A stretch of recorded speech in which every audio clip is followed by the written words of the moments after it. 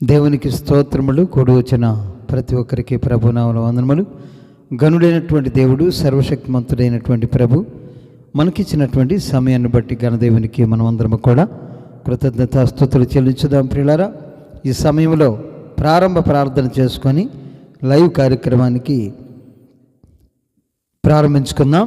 ప్రార్థన. స్తోత్రములు తండ్రి, పరిశుద్ధుడైన ప్రభు, మహోన్నతుడా, సర్వశక్తిమంతుడానికి వందనాలు తండ్రి. నీ కృపను బట్టి, దయను బట్టి, పరిశుద్ధిని బట్టి వందనాలు. మహిమగినటువంటి ప్రభువా, వందనాలు చెల్లిస్తూ ఉన్నాం. నన్ను మరుగు చేయండి, మహిమ పొందుకోండి. పాడుచుండగా, వాక్యాన్ని చెప్తుండగా తండ్రి మీరే తోడుగా నేడుగా నడిపించమని నీకే వందనాలు చెల్లిస్తూ యేసు క్రీస్తు అతి పరిశుద్ధ ఉన్నతమైన నామమున అడిగి వేడుకొనుచున్నాం తండ్రి. Amen, amen. ఒక పాట పాడుకొని దేవుణ్ణి మహింపరచుకుందాం.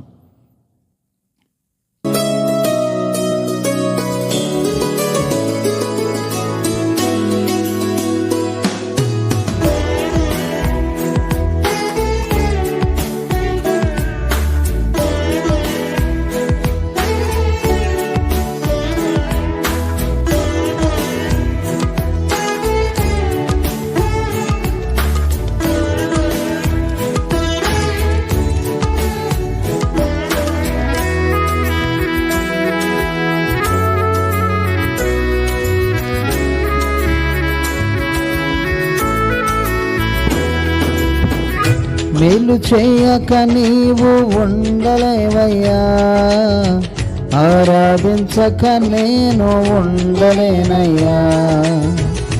మేలు చేయక నీవు ఉండలేవయ్యా, ఆరాధించక నేను ఉండలేనయ్యా.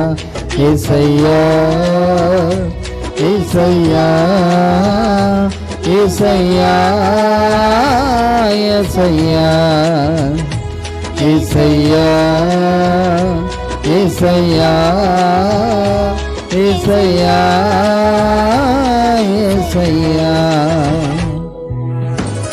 మేలు చేయక నీవు ఉండలేవయ్యా, ఆరాధించక నేను ఉండలేనయ్యా. మేలు చేయక నీవు ఉండలేవయ్యా, ఆరాధించక నేను ఉండలేనయ్యా.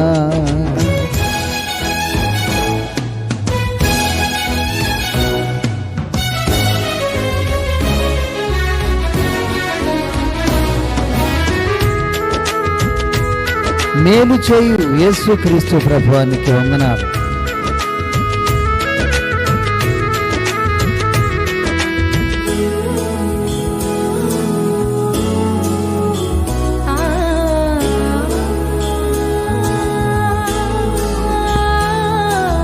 నిన్ను నమ్మినట్లు నేను వేరే ఎవ్వరిని నమ్మలేదయ్యా.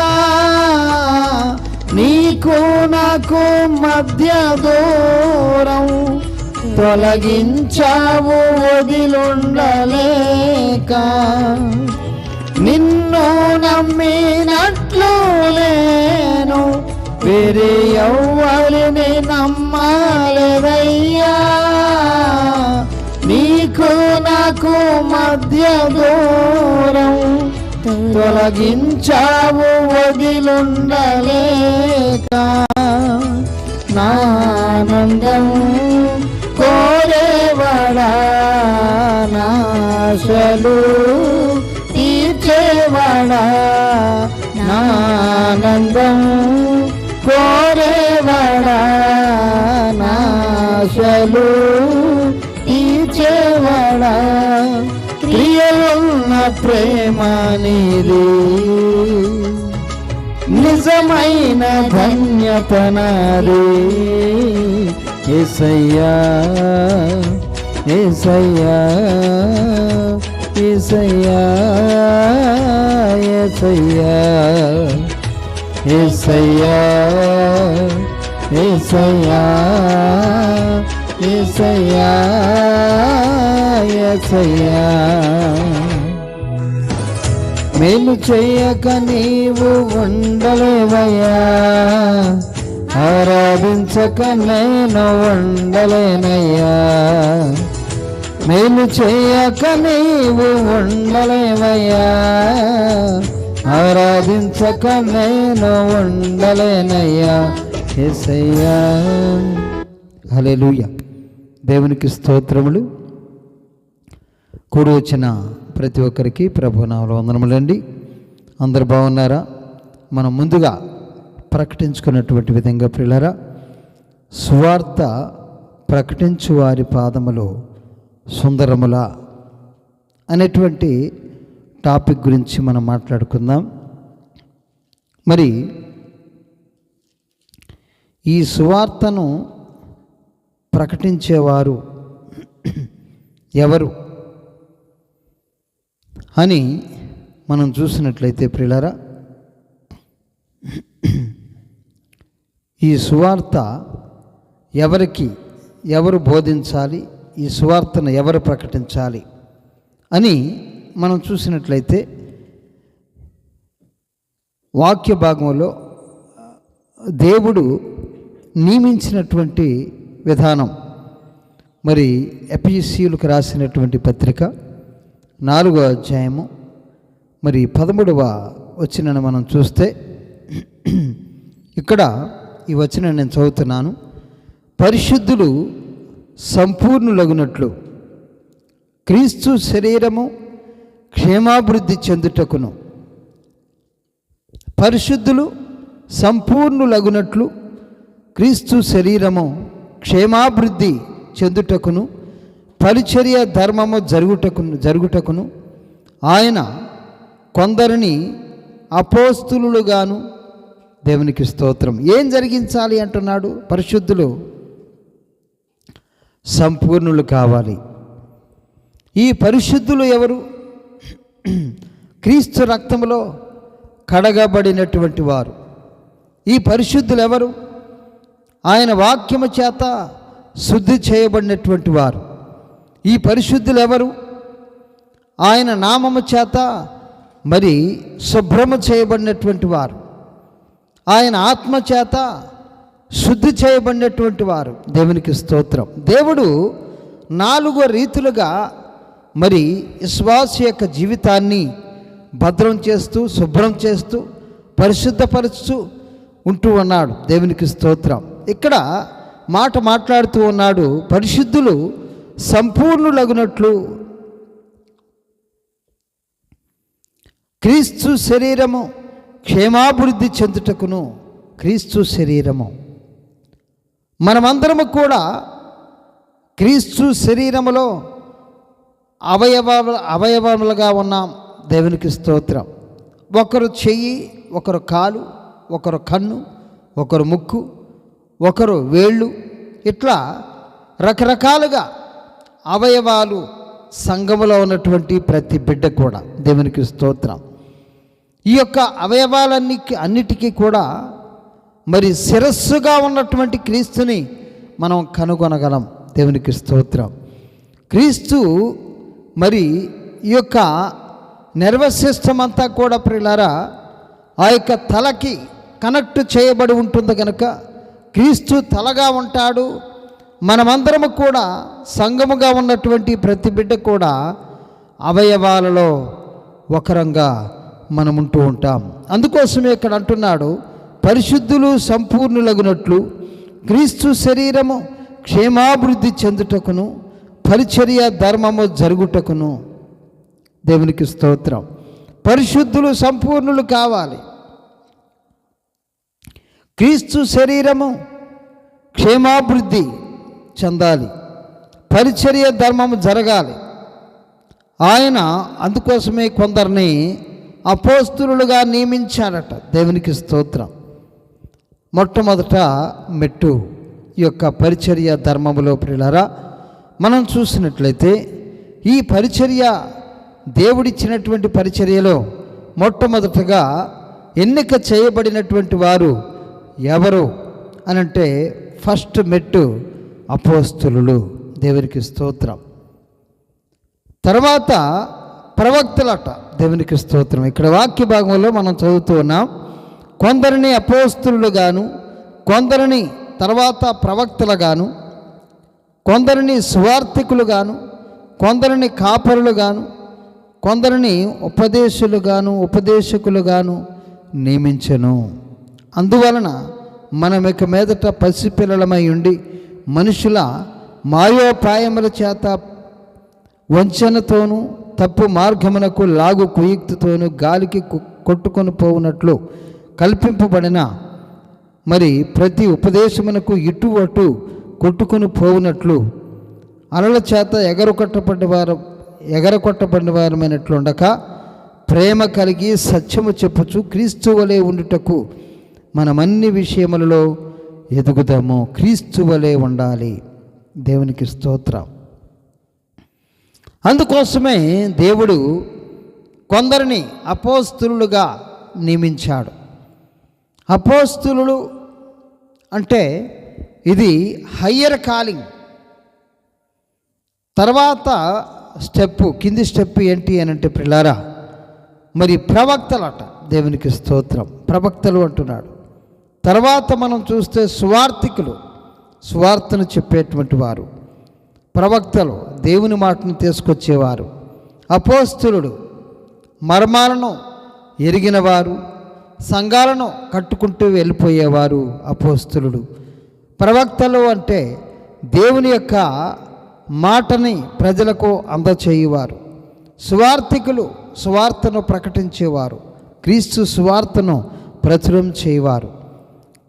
కొందరిని కాపరులు అంటున్నాడు. కాపరులు అంటే సంఘ కాపరి, కాపాడేవాడు, కాపుతలలో ఉండేవాడు, సంఘము గురించి పట్టించుకునేవాడు, సంఘ సరిహద్దులను అన్నిటిని కూడా నియమించువాడు, సంఘమును క్షేమముగా అంటే క్రీస్తులో ఎదిగినట్లు చేయవాడు, ఉపదేశకులుగాను నియమించను. 5-fold మినిస్ట్రీ యొక్క మినిస్ట్రీని మనం చూసినట్లయితే ఇక్కడ 5 రకాలైనటువంటి పరిచర్యలు మనకు కనబడుతూ ఉన్నాయి ప్రియులారా. ఇప్పటి కాలంలో క్రీస్తు వచ్చిన తర్వాత ఈ యొక్క అపోస్తుల తర్వాత దేవుడు ఈ యొక్క ఎఫెసీ పత్రికలో ఈ 5-fold మినిస్ట్రీ 5 రకాలైనటువంటి సేవకులు ఉంటారు. మొట్టమొదట అపోస్తులుగా, ప్రవక్తలుగా, సువార్థికులుగా, కాపరులుగా, ఉపదేశకులుగా ఇన్ని రకాలైనటువంటి పరిచర్య చేయటానికి ఇన్ని రకాలైనటువంటి వారు సేవకులు ఉంటారు అని దేవుడు మనకి తెలియజేస్తూ ఉన్నాడు. దేవునికి స్తోత్రం. ఈ యొక్క 5 రకాలైనటువంటి సేవకులందరూ కూడా ప్రియులారా సువార్తను ప్రకటిస్తూ ఉంటారు. దేవునికి స్తోత్రం. సువార్థికులు మాత్రమే సువార్తను ప్రకటించడం కాదు, ఉపదేశకులు సువార్తను ప్రకటించాలి, సువార్థికులు సువార్తను ప్రకటించాలి, కాపరులు సువార్తను ప్రకటించాలి, ప్రవక్తలు సువార్తను ప్రకటించాలి, అపోస్తులు కూడా సువార్తను ప్రకటించాలి. ఈ సువార్త అనగానేంటి? సువార్తను ప్రకటించు వారి పాదములు సుందరములా? ఈ సువార్త అనేది ఏంటి? ఈ సువార్తలో ఉన్నటువంటి గొప్పతనం ఏంటి? ఈ సువార్త మనము ఎందుకు చెప్పాలి? ఈ సువార్త వలన లాభమేంటి? మొట్టమొదట సువార్త అనగానే మనకు బాగా పరిచయమైనటువంటి శుభవార్త ఏంటో తెలుసండి. మొట్టమొదట క్రీస్తు యొక్క పుట్టుక మహా సంతోషకరమైనటువంటి శుభవర్తమానము అని ఇక్కడ వాక్య భాగంలో చూడండి. లూకా రాసిన సువార్త 2వ అధ్యాయము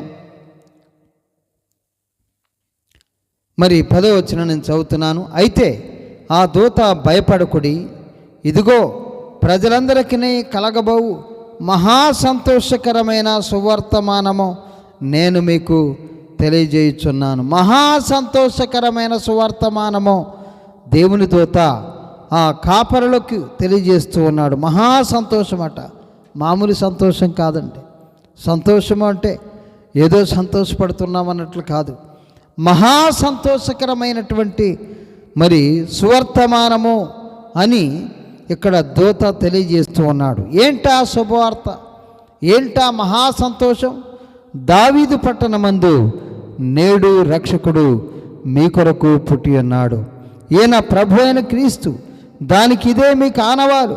ఒక శిశువు పొత్తిగుడ్డలతో చుట్టబడి ఒక తొట్టులో పండుకొని ఉండుట మీరు చూచెదరని వారితో చెప్పాను. దేవునికి స్తోత్రం. దావీదు పట్టణమందు నేడు రక్షకుడు మీ కొరకు పుట్టి ఉన్నాడు. ఈయన ప్రభు అయిన క్రీస్తు. దానికి ఇదే మీకు ఆనవాలు. మరి మహా సంతోషకరమైనటువంటి సువర్తమానము ఏంటి అనంటే, దావీదు పట్టణమందు నేడు రక్షకుడు మీ కొరకు పుట్టి ఉన్నాడు. దేవునికి స్తోత్రం. ఇది మహా సంతోషకరమైనటువంటి శుభవర్తమానము. దేవునికి స్తోత్రము కలుగును గాక. ఎంతండి? మహా సంతోషకరమైనటువంటి శుభవర్తమానము. క్రీస్తు యొక్క పుట్టుక మహా సంతోషాన్ని ప్రపంచానికి పుట్టించింది. అందుకోసమే ఈ మహా సంతోషమని ఎవరికి తెలుసండి? ఇది మహా సంతోషమని దూత చెప్పేంతవరకు ఎవరికీ తెలియదు. ప్రవక్తలు ఆదికాండం మొదలుకొని మలాకీ గ్రంథం వరకు అనేక ప్రవక్తలు, 40 మంది ప్రవక్తలు, పాత నిబంధన రాసినటువంటి ప్రవక్తలందరూ కూడా రాబోయే మెస్సియా లోకరక్షకుడు ఈ లోకంలోనికి రాబోతున్నాడు అని, అది మరి ఆయన కోసం ఎదురు చూశారు. వాళ్ళు మెస్సియా మా టైంలో వస్తే బాగుండు అని వారందరూ కూడా ఎదురు చూశారు. అందరూ కూడా ఆ సమయం కోసం ఎదురు చూశారు. ప్రవక్తలు ఆయన్ని గురించి ప్రవచించినటువంటి వారందరూ కూడా. దేవునికి స్తోత్రం. అనేకులు ప్రవచించారు. మెస్సియా వస్తాడు, అభిషక్తుడు వస్తాడు, లోకరక్షకుడు వస్తాడు, ఆయన మన పాపముల నుంచి విడిపిస్తాడు, మన అతిక్రమముల నుంచి విడిపిస్తాడు, మన యొక్క పాప భారమును మోసేవాడుగా ఆయన ఉన్నాడు. ఆయన మన కోసం మరి ఒక రక్షకుణ్ణి మన కోసం దేవుడు పుట్టించబోచున్నాడు. మహా సంతోషకరమైనటువంటి శుభవర్తమానము క్రీస్తు యొక్క పుట్టుక. దేవునికి స్తోత్రం. సువార్త అంటే ఇదే. ఇది మొట్టమొదట సువార్త. క్రీస్తు యొక్క పుట్టుక మహా సంతోషాన్ని ప్రపంచానికి విడుదల చేసినటువంటి విధానం మనకు కనబడుతూ ఉన్నది. రెండవ సువార్త మనం చూద్దాం. చూడండి, 1 కొరింథీ 15వ అధ్యాయము మరియు 1వ వచనం నుంచి నేను చదువుతున్నాను. మరియు సహోదరులారా, నేను మీకు ప్రకటించిన సువార్త మీకు తెలియజేయుచున్నాను. పౌలు గారట వారికి కొరింథీ సంఘానికి సువార్తను ప్రకటించారట. ఏం సువార్త ప్రకటించారు చూడండి. మరియు సహోదరులారా, నేను మీకు ప్రకటించిన సువార్తను మీకు తెలియజేయుచున్నాను. నేను ఏ సువార్తనైతే మీకు ప్రకటించానో దాన్ని మీకు తెలియజేయుచున్నాను. మీరు దానిని అంగీకరించితిరి, దాని అందే నిలిచి ఉన్నారు. ఆ సువార్తను అంగీకరించారు, అందులో నిలిచి ఉన్నారు. మీ విశ్వాసం వ్యర్థమైతేనే కానీ నేను ఏ ఉపదేశ రూపముగా సువార్త మీకు ప్రకటించుతునో ఆ ఉపదేశమును మీరు గట్టిగా పట్టుకొని ఉన్న ఎడల ఆ సువార్త వలననే మీరు రక్షణ పొందువారే ఎందురు. నాకు ఇయ్యబడిన ఉపదేశమును మొదట మీకు అప్పగించితిని. ఇక్కడ మరి 3వ వచనంలో నాకు ఇయ్యబడినటువంటి ఉపదేశమును మొదట మీకు అప్పగించితిని. అదేమనగా, లేఖనముల ప్రకారము క్రీస్తు మన పాపముల నిమిత్తము మృతి పొందెను. దేవునికి స్తోత్రం. లేఖనముల ప్రకారము క్రీస్తు ఈ లోకములో పుట్టాడు. అది మహా సంతోషకరమైనటువంటి శుభవర్తమానము. క్రీస్తు పుట్టుక మహా సంతోషకరమైనటువంటి శుభవర్తమానమని దేవుని దూత తెలియజేస్తూ ఉన్నాడు. ఇక్కడ మనం చూసినట్లయితే క్రీస్తు నాకు ఇవ్వబడిన ఉపదేశమును మొదట మీకు అప్పగించితిని.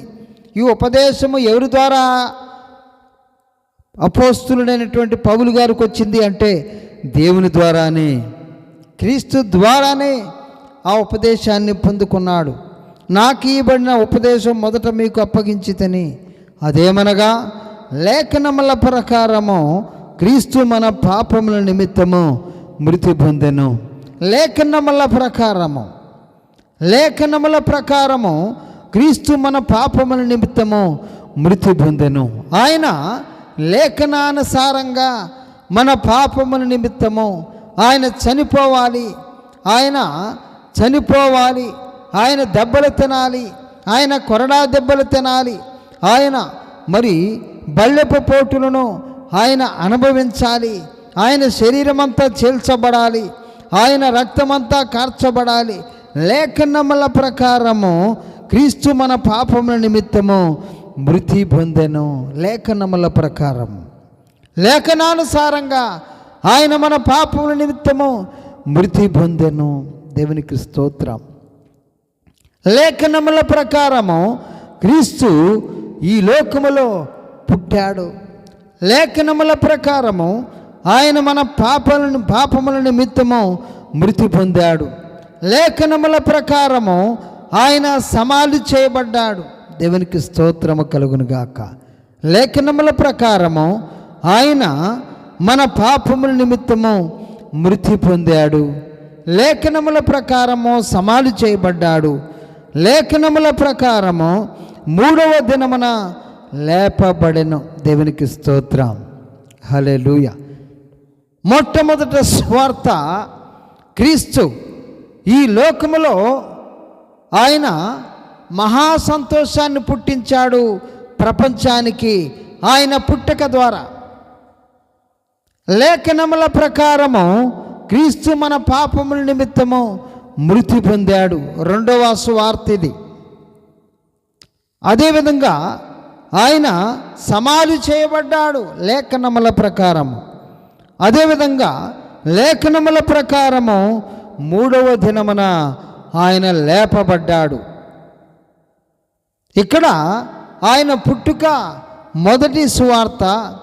ఆయన లేఖనముల ప్రకారము మన పాపముల నిమిత్తము చనిపోవటం అన్నది రెండవ సువార్త. మూడవ సువార్త ఆయన సమాధి చేయబడ్డం. దేవునికి స్తోత్రం. ఆయన సమాధి చేయబడ్డాడు. ఆయన సమాధి అరిమత్తయి అయినటువంటి మరి యేసేపు ఆయన తొలిపించుకున్నటువంటి సమాధి. అందులో ఇంతకుముందు ఎవరు పాతి పెట్టబడినటువంటి సమాధి అరిమత్తయి యేసుక్రీస్తు ప్రభువారికి ప్రత్యేకంగా ఇచ్చినట్లుగా మనం చూస్తూ ఉన్నాం. దేవునికి స్తోత్రం. ఆయన సమాధి చేయబడ్డాడు. కొత్త సమాధిలో ఆయన పెట్టబడ్డాడు. తొలిపించబడినటువంటి సమాధిలో ఆయన పెట్టబడ్డాడు. దేవునికి స్తోత్రం. అది మరి మూడవ సువార్త. నాలుగవ సువార్త ప్రియులారా, ఆయన లేఖనముల ప్రకారము మూడవ దినాన్న లేపబడ్డాడు. దేవునికి స్తోత్రం. ఆయన లేఖనముల ప్రకారమే లేపబడ్డాడు. ఈ ప్రపంచంలో ప్రియులారా చాలామంది చనిపోతున్నారు. మన పితరులు చనిపోయారు, మన పూర్వీకులు చాలామంది చనిపోతున్నారు. కానీ తిరిగి లేచిన వారు ఈ ప్రపంచంలో ఎవరు లేరు. తిరిగి లేచిన వారు ఈ ప్రపంచంలో ఎవరు లేరు. అందరూ పుడుతున్నారు ఈ ప్రపంచంలో. వారు పుట్టినప్పుడు మంచి మహానుభావులు పుట్టారు ఈ లోకంలో. మంచి కళాకారులు పుట్టారు, మంచి జ్ఞానవంతులు పుట్టారు, ధనవంతులు పుట్టారు, ఐశ్వర్యవంతులు పుట్టారు, చాలామంది పుట్టారు. వాళ్ళందరూ పుట్టినప్పుడు వారి వారి కుటుంబాలలో సంతోషము కలిగింది. ఒక మనిషి యొక్క పుట్టుక ఆనందాన్ని పుట్టిస్తుంది. అవ్వ ఆదాములకి కయ్యూని హేబేళ్ళు పుట్టినప్పుడు వారు దేవుని దయ వలన నేనొక మనిషిని సంపాదించుకున్నాను అని వాళ్ళు సంతోషపడ్డారు.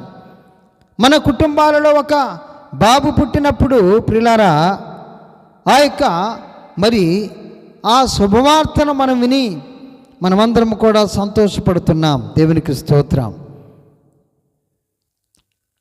ఆ యొక్క మరి పుట్టుక అన్నది ఒక సంతోషాన్ని పుట్టిస్తుంది. కానీ యేసుక్రీస్తు ప్రభువారి యొక్క పుట్టుక ప్రపంచానికే సంతోషాన్ని పుట్టించింది. దేవునికి స్తోత్రం. ఎందుకు అనంటే ఆయన పుట్టుకను గూర్చినటువంటి శుభవార్త గాబ్రియేలు దేవుని దూత చెబుతూ ఉన్నాడు.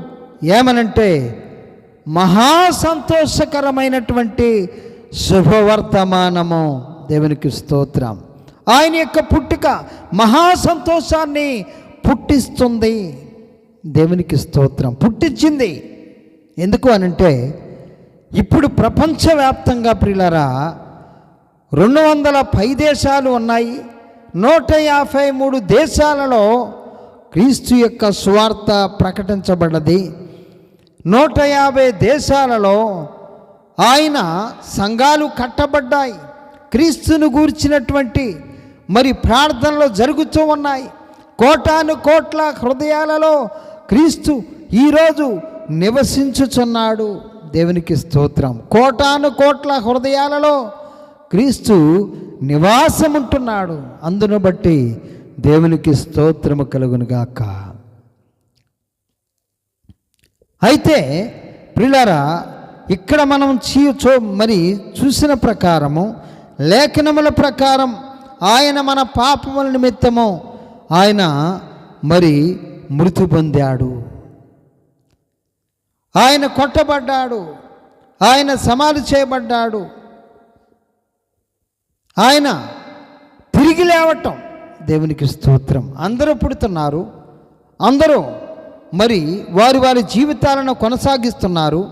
కానీ క్రీస్తు ఒక్కడే మన పాపముల నిమిత్తము ఇదిగో లోక పాపమును మోసుకొని పోయే ఒక దేవుని గొర్రెపిల్లగా దేవుడు సర్వశక్తిమంతుడు, సర్వలోకాన్ని ఏలేటువంటి దేవుడు ఆయనని నిర్ణయించి ఉన్నాడు. ఏమనంటే ఈయన లోక పాపమును మోసుకొని పోయే ఒక దేవుని గొర్రెపిల్లైనా. లోక పాపమును అనగా మానవాళి పాపమనంతటిని కూడా మోసుకొని పోయే ఒక దేవుని గొర్రెపిల్ల యేసుక్రీస్తు ప్రభువారని తండ్రి అయినటువంటి దేవుడు, సర్వలోకనాథుడు, ఈ ప్రపంచాన్ని ఏలేటువంటి సర్వ సృష్టికర్త నిర్ణయించి ఉన్నాడు. దీనికి తిరుగులేదు. దేవునికి స్తోత్రం. ఆయన లోక పాపమును మోసుకొని పోయే ఒక దేవుని గొర్రెపిల్లగా ఆయన్ని మేము ప్రకటిస్తూ ఉన్నాం. దేవునికి స్తోత్రం. ఆయన చంపబడ్డాడు, పొడవబడ్డాడు. ఆయన రక్తమంతా కార్చబడ్డది. ఆయన శరీరమంతా కూడా శరీరములో ఉన్నటువంటి చివరి రక్త బొట్టు వరకు ఆయన కార్చాడండి. దేవునికి స్తోత్రం. చివరి రక్త బొట్టు వరకు ఆయన కార్చాడు. చనిపోయాడు. చనిపోయిన తర్వాత అందరి లెక్క సమాధి చేయబడ్డాడు. దేవునికి స్తోత్రం. అందరూ మామూలుగా జీవించి చనిపోయారు. అందరూ వారి వారి జీవితాలను ముగించుకొని చనిపోయారు. కానీ క్రీస్తు ఒక ప్రత్యేకమైనటువంటి వాడు. ఆయన లోక రక్షకుడు. ఆయన లోక పాపమును మోసినవాడు. అందరి కోసం బలిగా ఆయన్ని నిర్ణయించాడు. సర్వశక్తిమంతుడైనటువంటి దేవుడు. ఆయన యజ్ఞమయ్యాడు. ఆయన బలిదానమయ్యాడు. ఆయన బలిగా చేయబడ్డాడు. దేవునికి స్తోత్రము కలుగును గాక. ఆయన బలిగా చేయబడ్డాడు. ఆయన యజ్ఞమయ్యాడు. ముందుగా ప్రకటించినటువంటి విధంగా ప్రియులారా, ఆయన కొట్టబడ్డాడు.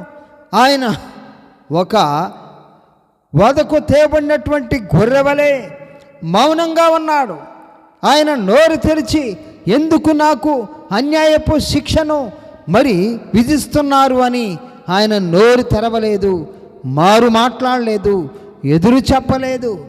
దేవుని చిత్తము ఆయన పట్ల నెరవేర్చుటకు ఆయన శరీరమును ఆయన సమర్పించాడు. ఆయన కొట్టబడుటకు సిద్ధపడ్డాడు. ఆయన చీల్చబడుటకు సిద్ధపడ్డాడు. ఆయన నీ కోసం, నా కోసం. ఇది దేవుని నిర్ణయం. దేవుని నిర్ణయాన్ని శిరసా వహించినవాడు నా ప్రభు అయినటువంటి, నా రక్షకుడైనటువంటి యేసుక్రీస్తు ప్రభువారు. ఈరోజు నువ్వు విధేయతను చూపిస్తున్నావా క్రీస్తుకి? ప్రియ సంఘమా, నీవు పరిశుద్ధులుగా తీర్చిదిద్దబడుతున్నావా? ఆయన విధేయుడయ్యాడు దేవునికి. మనము కొట్టబడటం చూశాడు, మనము త్రోయబడటం చూశాడు. ఆయన ఎక్కడ చూసినా గాయములు, దెబ్బలు, పచ్చిపుండ్లు, అవి పిండబడలేదు, తైలముతో మెత్తన చేయబడలేదు. అలాంటి స్థితిలో ఉన్నటువంటి మానవాళిని దేవుడు చూసి తన కుమారుడైనటువంటి యేసుక్రీస్తుని ఈ లోకంలోనికి ఆయన్ని బలిదానము చేయటానికి, ఆయన్ని యజ్ఞ పశువుగా, బలి ఇచ్చేవాడుగా, బలి పశువుగా ఆయన్ని ఈ లోకంలోనికి, లోక పాపమును మోసుకొని పోయే ఒక దేవుని గొర్రెపిల్లగా ఆయన్ని దేవుడు, లోకనాథుడు, ప్రపంచాన్ని ఏలేటువంటి దేవుడు, రాజులను నియమించి కూల్చేటువంటి దేవుడు, రాజ్యాలను విస్తరింపజేసేటువంటి దేవుడు, ప్రధానులను నిర్ణయించేటువంటి దేవుడు తన కుమారుడైనటువంటి యేసుక్రీస్తు ప్రభువారిని ఈ లోకంలోకి సాత్వికుడుగా పంపించి ఉన్నాడు. దేవునికి స్తోత్రం. ఆయన లోబడ్డాడు తండ్రి చిత్తమునకు.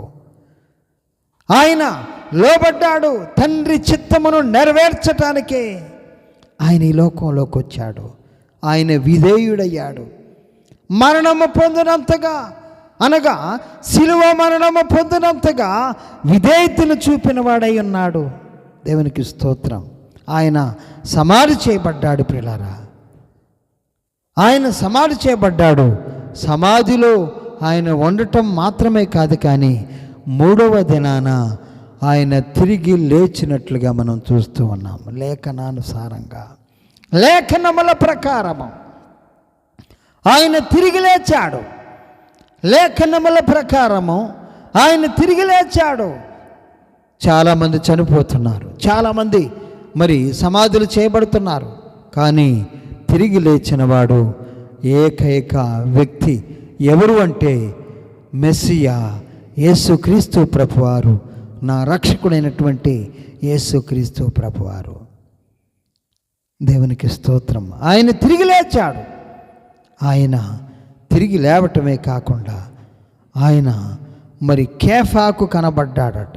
12 మంది శిష్యులకు కనబడ్డాడు. అటు పిమ్మట 500కు ఎక్కువైన సహోదరులకు ఒక్క సమయమందే కనబడ్డాడు. వీరిలో అనేకులు ఇప్పటి వరకు నిలిచి ఉన్నారు. దేవునికి స్తోత్రం. ఆ తర్వాత యాకోబుకి కనబడ్డాడు, అపోస్తలులందరికీ కనబడ్డాడు. అకాలమందు పుట్టినటువంటి నాకు కూడా కనబడ్డాడు అని చెప్తూ ఉన్నాడు. దేవునికి స్తోత్రం. ఇదే సువార్త. దేవునికి స్తోత్రం.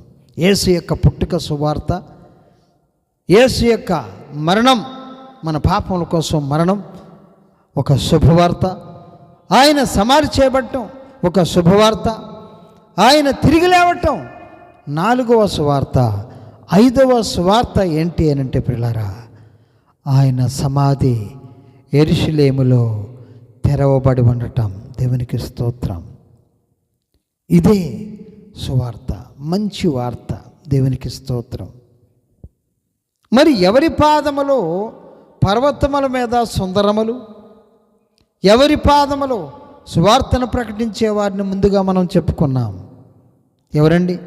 మొట్టమొదట అపోస్తలులు, ప్రవక్తలు, మరి సువార్తికులు, కాపరులు, ఉపదేశకులు. 5 రకాలైనటువంటి వారిని దేవుడు నిర్ణయించి వారిని మరి బోధకులుగా, సువార్తికులుగా, మరి సువార్తను ప్రకటించేవారుగా దేవుడు నిర్ణయించి ఉన్నాడు. దేవునికి స్తోత్రం. ఈ సువార్త, ఇప్పుడు చెప్పబడినటువంటి సువార్తను ఎవరైతే ప్రచురిస్తారో, ఎవరైతే మేలు చేస్తారో, ఎవరైతే మేలు చేయువారు మాత్రమే ఉంటారో వారు మాత్రమే మరి ఏం చేయబడతారో తెలుసండి? వారి పాదములు మాత్రమే మరి సుందరములు. దేవునికి స్తోత్రము కలుగును గాక. ఎవరి పాదములు సుందరములండి? సువార్తను మరి ప్రకటించు వారి పాదములు మాత్రమే పర్వతముల మీద సుందరములు. దేవునికి స్తోత్రం. పర్వతముల మీద సుందరములట. అందరి పాదాలు పర్వతముల మీద సుందరముల? అందరి పాదములన్నీ కూడా పర్వతముల మీద సుందరముల? కాదండి, అందరి పాదములు కాదు. ఎవరైతే సువార్తను ప్రకటిస్తారో, క్రీస్తును గూర్చినటువంటి వార్త, మంచి వార్త, చెడు వార్త కాదు, శాపవచనం ఒక సేవకుని నోట నుంచి డిలీట్ చేయబడ్డది. దేవునికి స్తోత్రం. చూడండి, మరి రోమీయులకి రాసినటువంటి పత్రికలో 12వ అధ్యాయము మరి 14వ వచనం నేను చదువుతున్నాను, చూడండి. మిమ్మును హింసించు వారిని దీవించుడు కానీ శపించవద్దు, సంతోషించు వారితో సంతోషించుడి. మిమ్మును హింసించు వారిని దీవించుడు కానీ శపింపవద్దు. దేవునికి స్తోత్రం. సేవకుని నోట నుంచి మరి శాపవచనము అన్నది డిలీట్ చేయబడాలి. అప్పుడు మాత్రమే సువార్త ప్రకటించు వారి పాదములు ఎంతో సుందరములు. దేవునికి స్తోత్రం. యెషయా గ్రంథములో ఒక మాట రాయబడి ఉన్న దాన్ని చదువుతాను నేను, చూడండి. 52వ అధ్యాయం 7వ వచనం. సువార్త ప్రకటించుచు సమాధానము చాటించుచు. సువార్త ప్రకటించాలి, మంచి వార్తను ప్రకటించాలి. యేసు యొక్క పుట్టుక, యేసు యొక్క మరణం, యేసు యొక్క సమాధి, యేసు యొక్క తిరిగి లేవటం, ఆయన యేసు సమాధి నుంచి తిరిగి లేవటం అన్నది సువార్త లేఖనానుసారంగా. దేవునికి స్తోత్రం. సువార్త ప్రకటించుచు సమాధానము చాటించుచు. సమాధాన యేసుక్రీస్తు ప్రభువారు ఆయన తిరిగి లేచిన తర్వాత మీకు సమాధానము కలుగునుగాక అని తన శిష్యులతో చెప్తూ ఉంటాడు. ప్రతిసారి కనపడ్డప్పుడల్లా ఆయన మీకు సమాధానము కలుగునుగాక అంటూ ఉన్నాడు. దేవునికి స్తోత్రం. సమాధాన సువార్త. సమాధానము లేనిది అలరి, వివాదముతో కూడుకున్నటువంటి వార్తలు కూడా ఉన్నాయి. సమాధాన సువార్త ఎవరైతే ప్రకటిస్తారో, సమాధానాన్ని ఎవరైతే చాటిస్తారో, ఎవరైతే సమాధానపరుస్తారో, సమాధానపరుచువారు ఎవరన్నారండి? దేవుని కుమారులు. దేవునికి స్తోత్రం. సమాధానపరుచువారు దేవుని కుమారులు. దేవునికి స్తోత్రం. సువార్త ప్రకటించుచు, సమాధానము చాటించుచు, సువర్తమానము ప్రకటించుచు, రక్షణ సమాచారము ప్రచురించు వాని పాదములు. రక్షణ సమాచారము, రక్షణ ప్రణాళిక. యేసుక్రీస్తుని ప్రభు అని ఒప్పుకొని ఆయన్ని మృతుల్లో నుంచి ఆయన లేచాడని ఎవరైతే నమ్ముతారో వారందరూ కూడా రక్షణ పొందుతారు. దేవునికి స్తోత్రము కలుగునుగాక. రక్షణ సమాచారము ప్రచురించు వాని పాదములు. నీ దేవుడు ఏలుచున్నాడని సియోనుతో చెప్పుచున్న వాని పాదములు పర్వతముల మీద ఎంతో సుందరములై ఉన్నవి. నీ దేవుడు ఏలుచున్నాడు. ఓ సియోనా, ఓ యెరూషలేమా, నీవు గొప్పగా చేయబడుదువుగాక. ఓ సియోనుపురమా, నీవు గొప్పగా చేయబడుదువుగాక. నీ దేవుడు నిన్ను పరిపాలన చేస్తున్నాడు అని ఎవరైతే ప్రకటన చేస్తారో, యెరూషలేమును గొప్పగా చేస్తారో, యెరూషలేము గురించి, యెరూషలేము క్షేమము గురించి ఎవరైతే మరి ప్రార్థన చేస్తారో, సువార్తను ప్రకటించేవారు, రక్షణ సమాచారము ప్రచురించువాడు, సమాధానము చాటించువారు, నీ దేవుడు ఏలుచున్నాడని సియోనుతో చెప్పుచున్న వాని పాదములు పర్వతముల మీద ఎంతో సుందరములై ఉన్నవి. ఇప్పుడు ప్రియులారా, ఇజ్రాయేలు దేశమును ఏలేవాడు, ఇజ్రాయేలు దేశముకి అండగా ఉండేవాడు మన దేవుడే. దేవునికి స్తోత్రం. వారు ప్రత్యేకమైనటువంటి వారు, వారు ఎన్నిక చేయబడినటువంటి వారు, ఇజ్రాయేలీయులు, 12 గోత్రాల ప్రజలు. దేవునికి స్తోత్రం. వారి ఎన్నిక ప్రత్యేకమైనది. వారి నుంచే మనకి స్వార్థ అందించబడ్డది. ఈరోజు మనము వారిని దేవుడు మూసేశాడు, మనకి ప్రకటించాడు. దేవుడు వారికి అంధత్వం కలగజేశాడు, వారికి గుడ్డితనము కలగజేశాడు, మనకి స్వార్థను ప్రకటించాడు. దేవునికి స్తోత్రం. అందుకోసమే మనమందరము కూడా రక్షించబడ్డాం. యెరూషలేము గురించి మనం ప్రార్థించవలసిన వారముగా ఉన్నాం. సియోను గురించి, సియోన్ని ఏలేవాడు దేవుడని మనమందరము కూడా ప్రకటించాలి. దేవునికి స్తోత్రం. నీ దేవుడు ఏలుచున్నాడని సియోనుతో చెప్పుచున్న వాని పాదములు పర్వతముల మీద ఎంతో సుందరములై ఉన్నవి. దేవునికి స్తోత్రం. సియోనుతో మనమందరము కూడా చెప్పాలి, ఓ సియోను, నిన్ను నా దేవుడు ఏలుచున్నాడు. ఇజ్రాయేలు దేవుడు, అబ్రహాము, ఇస్సాకు, యాకోబుల దేవుడు నిన్ను ఏలుచున్నాడు. దేవునికి స్తోత్రం. మనం ప్రకటించవలసినటువంటి వారముగా మనం ఉన్నాం. శాపవచనము, మరి ఎవరైతే సువార్తను ప్రకటిస్తారో, మరి ఈ రోజుల్లో ప్రియులారా, ప్రతి విశ్వాసి కూడా ఒక సువార్తను ప్రకటించే వాళ్ళుగానే మనకు కనబడుతూ ఉన్నారు కదండి. ప్రతి ఒక్కరు కూడా వారి సాక్ష్యమును చెప్పి, వారికి దేవుడిచ్చినటువంటి అనుభవాన్ని చెప్పి అనేకులకి సువార్తను ప్రకటిస్తున్నారు. ప్రతి విశ్వాసి కూడా సువార్థికులు కానీ, సేవకులు కానీ, అపోస్తలులు కానీ, కాపరులుగా ప్రతి విశ్వాసి కూడా మరి క్రీస్తును ధరించిన వారుగా మనకు కనబడుతూ ఉన్నారు. ఈ ప్రపంచాన్ని మనం చూసినట్లయితే ప్రతి ఒక్కరిలో మరి దేవుని శుభవార్తమానములు కనబడుచున్నవి. ఈ శుభవార్తను అనగా క్రీస్తుని అంగీకరించినటువంటి ప్రతి బిడ్డ కూడా సువార్థికుడే గనక, ప్రసంగికుడే గనక, కాపరే గనక, అపోస్తలుడే గనక, ప్రవక్తే కనుక, నేను ఈ యొక్క 5-fold మినిస్ట్రీలో ఉన్నటువంటి ప్రతి బిడ్డకు అనగా విశ్వాసిగా ఉన్నటువంటి ప్రతి బిడ్డకు నేను తెలియజేసేది ఏంటి అనంటే, ప్రతి క్రైస్తవుడుగా ఉన్నటువంటి ప్రతి వ్యక్తి కూడా మేలు మాత్రమే చేయాలి. దేవునికి స్తోత్రం. ఎందుకంటే మన ప్రభు అయినటువంటి యేసుక్రీస్తు ప్రభు వారు మేలు మాత్రమే చేశాడు ఈ ప్రపంచానికి.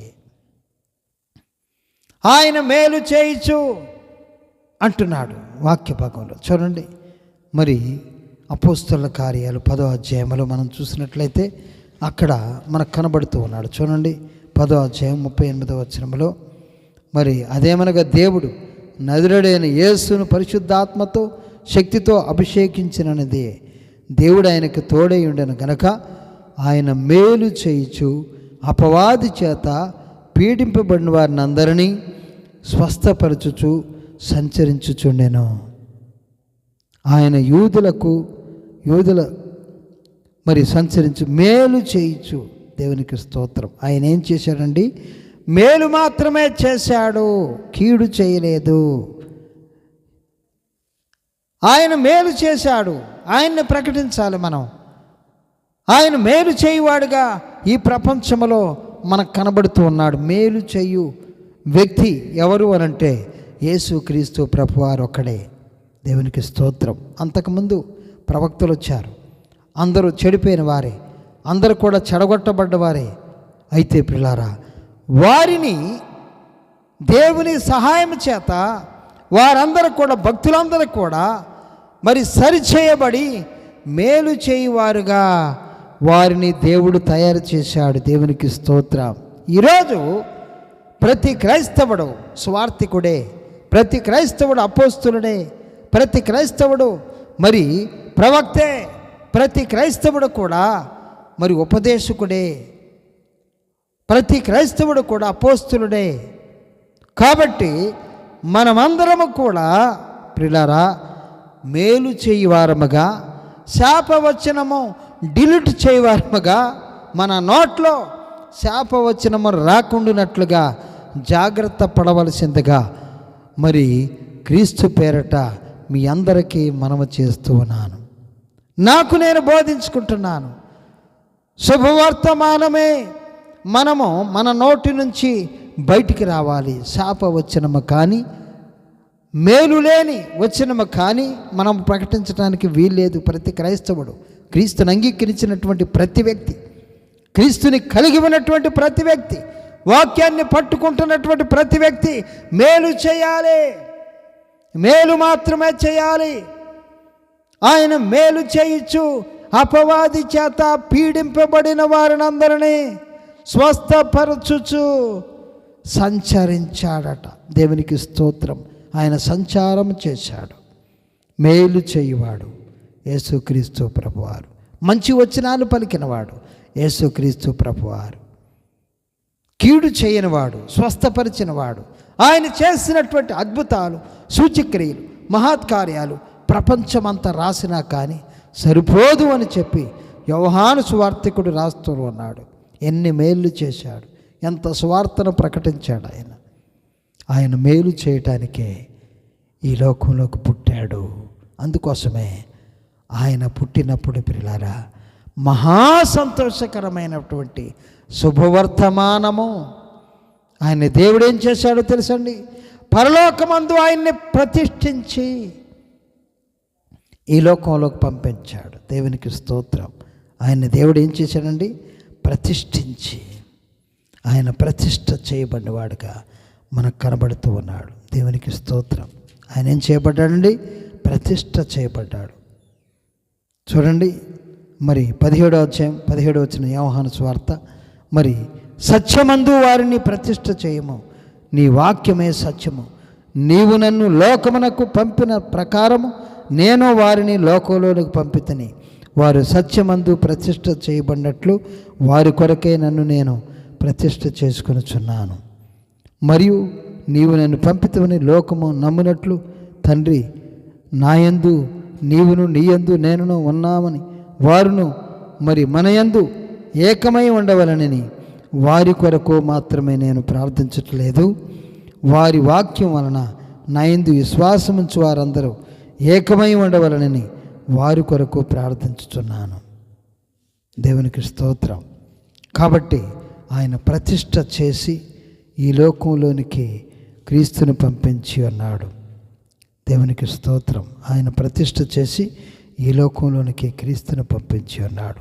అక్కడే ప్రతిష్ఠ చేసి పంపించి ఉన్నాడు. కాబట్టి ప్రియులారా, ఈరోజు విశ్వాసిగా ఒక సంఘములో దేవుని బిడ్డగా ఉన్నటువంటి ప్రతి వ్యక్తి కూడా మీ నోట్లో నుంచి డిలీట్ చేయవలసింది శాపవచనం. కాబట్టి ప్రియులారా, మనమందరం కూడా గమనించాలి. ఈ వాక్యమును మనమందరం కూడా అంగీకరించినట్లుగా దేవుని యొక్క సువార్తను మీకు ప్రకటిస్తున్నాను. క్రీస్తు యొక్క సువార్త అనగానే మనకి జ్ఞాపకం రావాల్సింది ఆయన పుట్టుక, ఆయన మరణం, ఆయన సమాధి, ఆయన తిరిగి లేవటం.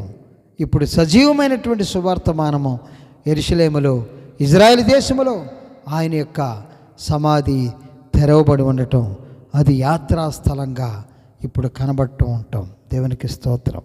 ప్రపంచవ్యాప్తంగా క్రీస్తు ప్రకటించబడ్డాడు. కోటాను కోట్ల హృదయాలలో ఆయన జీవిస్తున్నాడు. కాబట్టి ఈ ఎవరి జీవితాల్లో క్రీస్తు జీవిస్తున్నాడు వారందరూ కూడా ప్రియులారా మరి శాపవచనము డిలీట్ చేయబడాలి. నీ నోట్లో నుంచి శుభవచనములు, సమాధానమే, మేలే నువ్వు చేయవలసి ఉన్నది. మనమందరము కూడా ఆ విధంగా చేయనట్లుగా దేవుని కృప మనందరికీ తోడే ఉండి నడిపించును గాక. ఆమేన్. ప్రార్థన చేసుకుందాం. స్తోత్రములు తండ్రి, పరిశుద్ధుడైన ప్రభు, మహోన్నతుడా, సర్వశక్తిమంతుడానికి వందనాలు తండ్రి. నీ కృపను బట్టి, నీ దయను బట్టి, నీ పరిశుద్ధిని బట్టి వందనాలు ప్రభు. బాబీ కుటుంబాన్ని జ్ఞాపకం చేసుకో, దీవించండి, ఆశీర్వదించండి తండ్రి. బాబీ చుట్టూ కంచివేయండి. రమ్యాన్ని జ్ఞాపకం చేసుకొని నీ కుమార్తె చుట్టూ కంచివేయండి. ఎలాంటి బలహీనతను కొట్టివేయండి. నీ కుమార్తెకి ఆరోగ్యమును, శక్తిని, బలమును నడిపించండి తండ్రి. జయబాబుని జ్ఞాపకం చేసుకో, దీవించండి, ఆశీర్వదించండి తండ్రి. బాబీకి మంచి జాబ్ని అనుగ్రహించండి. బుజ్జి కుటుంబాన్ని జ్ఞాపకం చేసుకోండి, దీవించండి. కిషోర్ని ముట్టుకోండి ప్రభా. నీ కుమారుడు ప్రభా దూర ప్రాంతంలో జాబ్ చేస్తుండగా చుట్టూ కంచివేయండి. శృతిని జ్ఞాపకం చేసుకోండి. వెంకన్న గారిని ముట్టుకోండి ప్రభా. నీకు వందనాలు. ఇల్లు కట్టుకొని చుండగా ఇల్లు మంచిగా తీర్చిదిద్దబట్టుకుని సహాయం చేసి నడిపించండి. అనంతకుమారి పెద్ద కుటుంబాన్ని జ్ఞాపకం చేసుకోండి. అభిషేకుని ముట్టుకోండి, ఆశీస్సుని ముట్టుకోండి ప్రభా. బిడ్డల చుట్టూ కంచివేయండి, కాచి కాపాడి ఖండించండి తండ్రి. నీకు వందనాలు. అనురాధ సిస్టర్ గారిని మరి జ్ఞాపకం చేసుకో, దీవించండి. ఆ కుటుంబం చుట్టూ కంచివేయండి, కాచి కాపాడి ఖండించండి. నీ కుమారుడు జాబులో తోడుగా ఉండమని ప్రార్థన చేస్తున్నాను. కెనడీ కుటుంబాన్ని జ్ఞాపకం చేసుకోండి తండ్రి. అయా ప్రీతిని జ్ఞాపకం చేసుకో, దీవించండి, ఆశీర్వదించండి తండ్రి. నీకు వందనాలు. కెనడీని ప్రీతిని జ్ఞాపకం చేసుకోండి. వారి ఇరువురిని ప్రేమించి ఇచ్చినటువంటి జడేన్ జషాన్ని జ్ఞాపకం చేసుకోండి. బిడ్డలు ఇరువురి చుట్టూ కంచివేయండి, వారి చదువుల్లో తోడుగా ఉండండి తండ్రి. నీకు వందనాలు. కోట్లాది స్తుతులు చెల్లిస్తూ ఉన్నాం. వారి అమ్మగారిని, వాళ్ళ బ్రదర్స్ కుటుంబాలను జ్ఞాపకం చేసుకొని దీవించండి. విజయరాజు కుటుంబాన్ని, వారికి ఇచ్చినటువంటి ముగ్గురు పిల్లల చుట్టూ కంచివేయండి, కాచి కాపాడి ఖండించండి తండ్రి. కొత్తపల్లి జోసెఫ్ గారి కుటుంబాన్ని, వారికి ఇచ్చినటువంటి వారి మిస్సెస్ గారిని, వారి కుమారుని కూతుర్ని జ్ఞాపకం చేసుకోండి. కనకరాజు గారి కుటుంబాన్ని అయా జ్ఞాపకం చేసుకోండి. జన్ను ప్రవీణ్ గారి కుటుంబాన్ని జ్ఞాపకం చేసుకోండి. ఆరోగ్యంతో నడిపించండి.